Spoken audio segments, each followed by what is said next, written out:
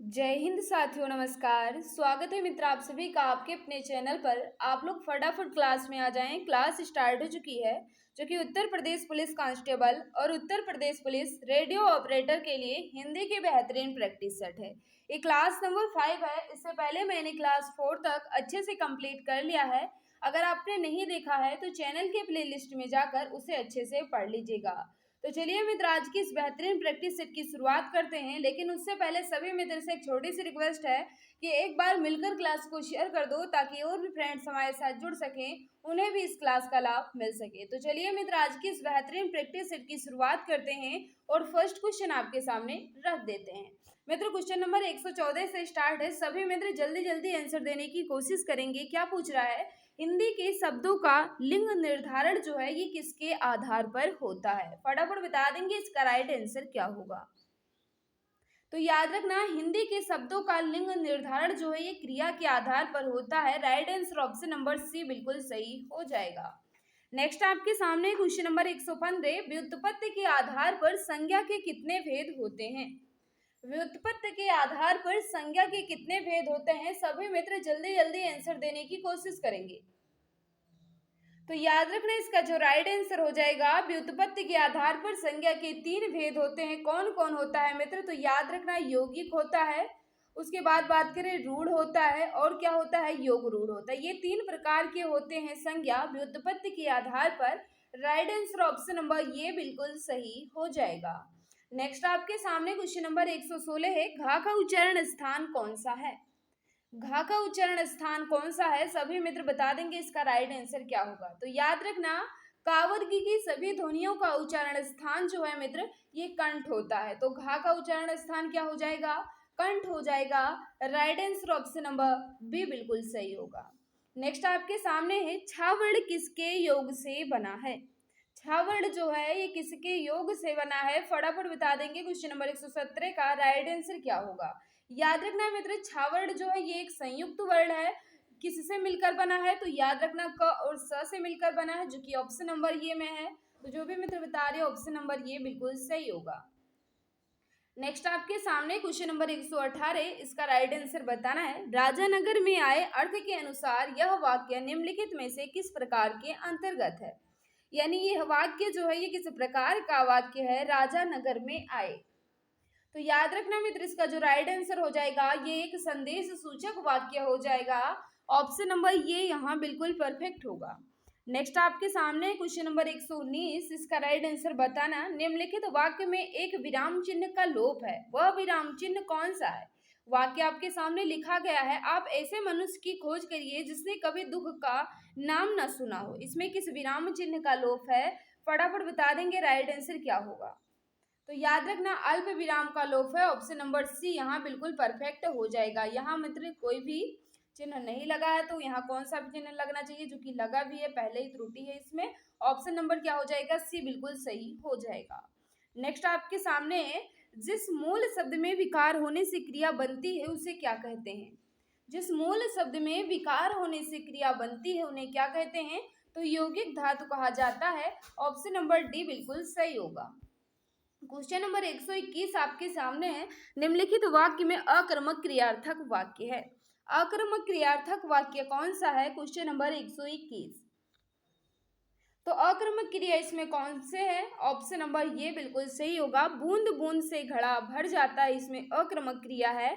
Option number ये जो भी मित्र बता रहे हैं बिल्कुल सही हो जाएगा। नेक्स्ट आपके सामने है, आमरण शब्द के आरंभ में लगा आ को व्याकरण की दृष्टि से क्या कहते हैं?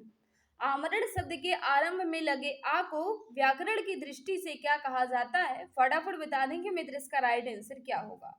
तो आमरण में जो आ लगा है इन्हें व्याकरण की दृष्टि से उपसर्ग कहा जाता है, जो मूल शब्द के पहले लगता है। मूल शब्द के पहले लगकर उसका अर्थ जो ये बदल देता है उन्हें क्या कहते हैं? उपसर्ग कहते हैं। अगर मूल शब्द के बाद में लगता है तो उन्हें हम क्या कहते हैं? प्रत्यय कहते हैं। तो यहाँ क्या हो जाएगा मित्र? आ जो है ये पहले लगा तो यहाँ उपसर्ग हो जाएगा। नेक्स्ट आपके सामने है, वर्ण में एक प्रत्यय लगाने पर बनने वाला शब्द होगा। यानी वर्ण जो है ये मूल शब्द है, अगर हम इसमें एक प्रत्यय लगा देते हैं तो कौन सा शब्द बन जाएगा? फटाफट बता देंगे इसका राइट आंसर।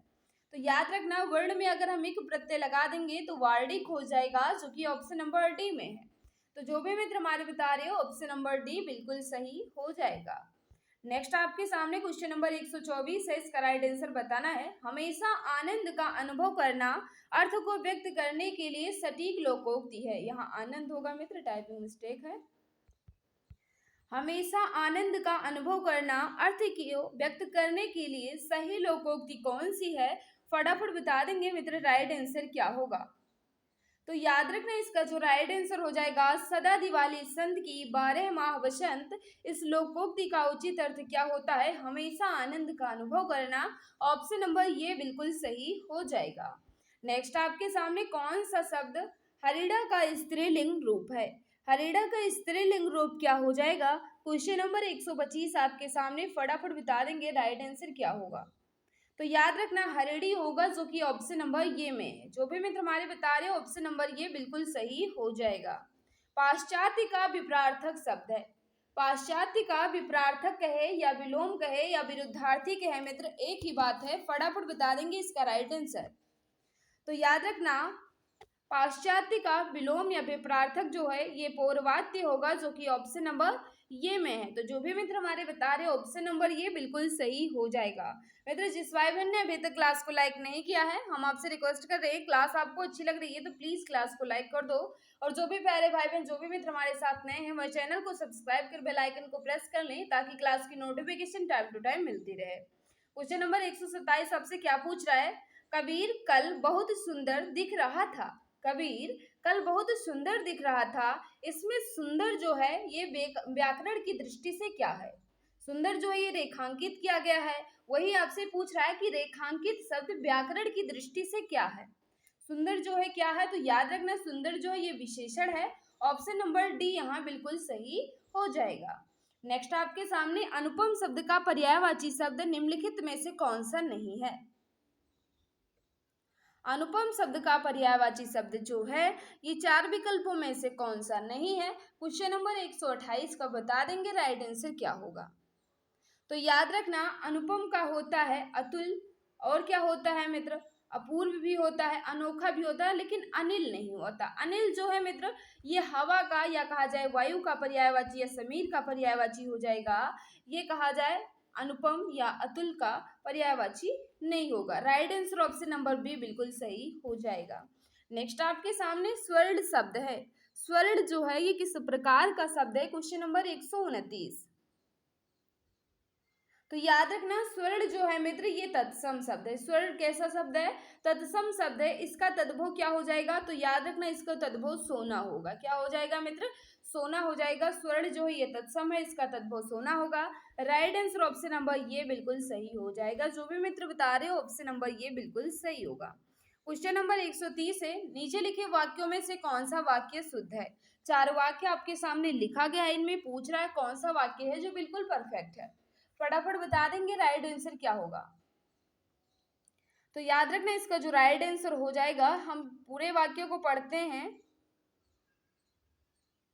तो ऑप्शन नंबर ये यहाँ बिल्कुल सही है। इन 10 वर्षों में देश ने काफी प्रगति की है। इन 10 वर्षों में देश ने काफी प्रगति की है।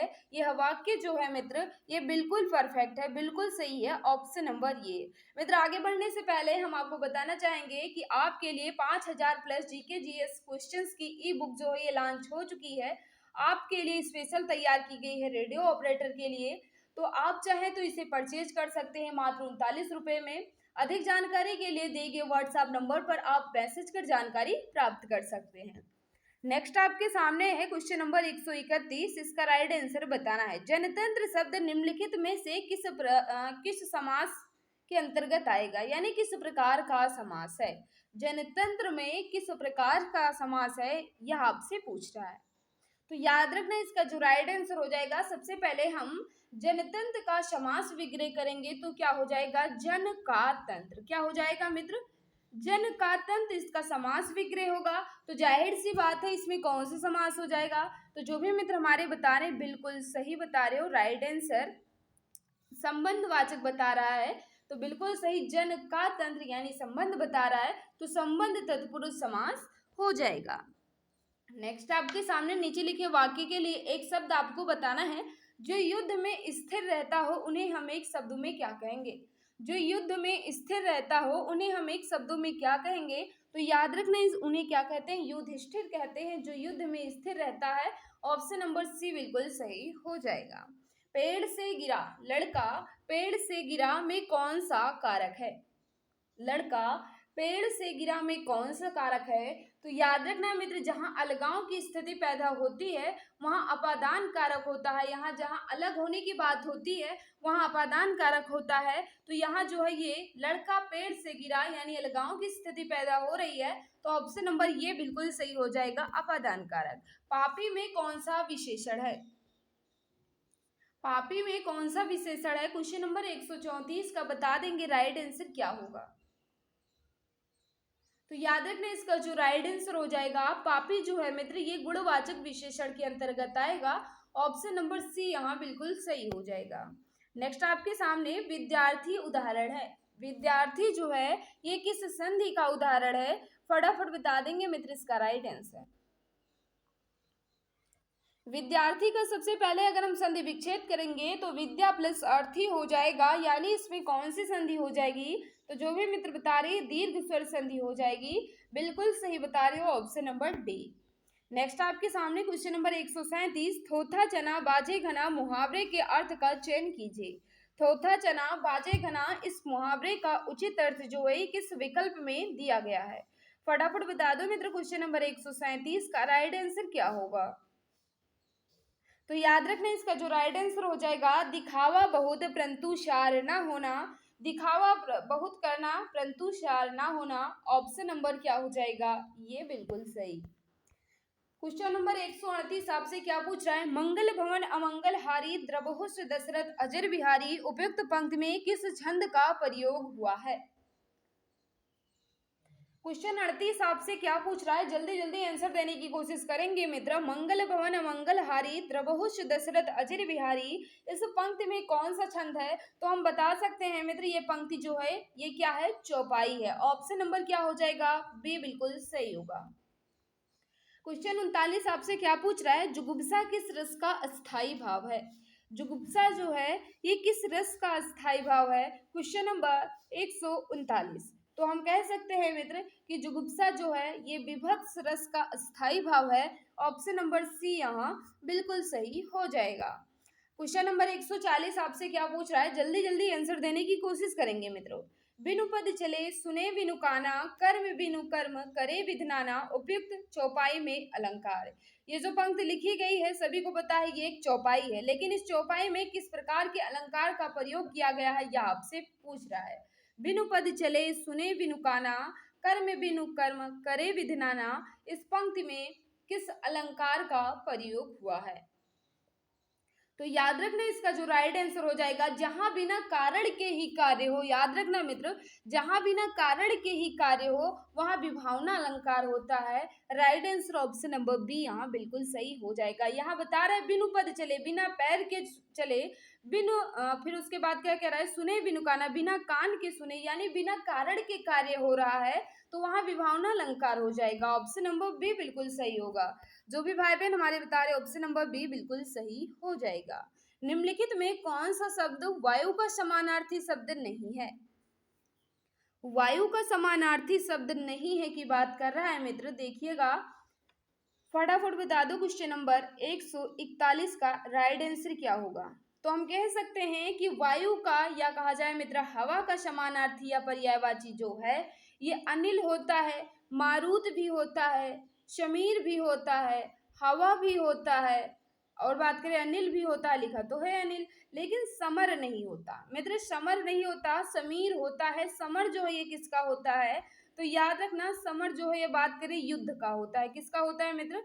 ये युद्ध का या कहा जाए संग्राम का समानार्थी या पर्यायवाची हो जाएगा। ये हवा का या वायु का बिल्कुल भी नहीं है, तो यही इसका राइट आंसर होगा। ऑप्शन नंबर सी बिल्कुल सही हो जाएगा।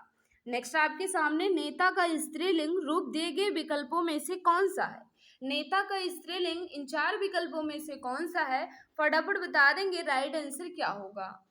सभी मित्र जल्दी जल्दी आंसर देने की कोशिश करेंगे। तो याद रखना, नेता का स्त्रीलिंग जो ये नेत्री होता है, जो कि ऑप्शन नंबर ये में है। तो जो भी मित्र हमारे बता रहे ऑप्शन नंबर ये बिल्कुल सही हो जाएगा। वर्तनी की दृष्टि से अशुद्ध शब्द का चयन कीजिए। 4 शब्द आपके सामने लिखा गया है, इनमें पूछ रहा है कौन सा शब्द है जो वर्तनी की दृष्टि से अशुद्ध है। फटाफट बता देंगे मित्र राइट आंसर क्या होगा। तो याद रखना, पहला ही शब्द बात करें, परमार्थ की वर्तनी जो है मित्र ये क्या है, अशुद्ध है। परमार्थ की वर्तनी जो है ये अशुद्ध है। सौर्योदय की वर्तनी बिल्कुल शुद्ध है। आशीर्वाद की वर्तनी भी बिल्कुल शुद्ध है। महार्ष भी बिल्कुल सही है, लेकिन परमार्थ की वर्तनी जो है ये बिल्कुल अशुद्ध है। यही इसका राइट आंसर हो जाएगा, यानी ऑप्शन नंबर ये बिल्कुल सही होगा। मित्र गद्यांश है, आज हम गद्यांश कर लेते हैं क्योंकि छोटा सा गद्यांश है तो हम इसे पढ़ते हैं। निर्देश प्रश्न संख्या 144 से 46। नीचे दिए गद्यांश को ध्यानपूर्वक पढ़िए तथा संबंधित प्रश्नों के उत्तर दीजिए। गद्यांश क्या लिखा गया है, अक्सर दूरदर्शन पर परिवार नियोजन के कार्यक्रम और विज्ञापनों को लेकर सवाल उठाए जाते हैं। ये विज्ञापन बच्चों पर बुरा असर डाल रहे हैं, बच्चों को समय से पहले प्रौढ़ बना रहे हैं। यह सचमुच इस तरह विज्ञापन समाज के लिए अहितकर है। यह तथ्य सभी एक स्वर में स्वीकारते हैं कि आज बढ़ती आबादी सबसे बड़ा संकट है, परंतु बढ़ती आबादी पर रोक लगाने के लिए कौन से कारगर उपाय किए जाएं, यह चिंतन की बिंदु रहा। निश्चय ही जनसंख्या पर नियंत्रण में संचार माध्यमों द्वारा ज्ञापित संदेश जनमानस में व्यापक असर डालते हैं। अब इससे संबंधित आपको आंसर देना है। इससे संबंधित आपसे क्वेश्चन पूछा जाएगा, उसका आंसर आपको बताना है। आज सबसे बड़ा संकट क्या है, तो हम देख सकते हैं यहाँ आज बता रहा है कि आज सबसे बड़ा संकट जो है ये जनसंख्या है। तो राइट आंसर क्या हो जाएगा, ऑप्शन नंबर डी। नेक्स्ट आपके सामने प्रौढ़ का अर्थ बताइए। ये तो जनरल क्वेश्चन हो जाएगा, चाहे आप गद्यांश पढ़े या ना पढ़े, फिर भी आपको इसका आंसर पता होना चाहिए कि प्रौढ़ का अर्थ क्या होता है।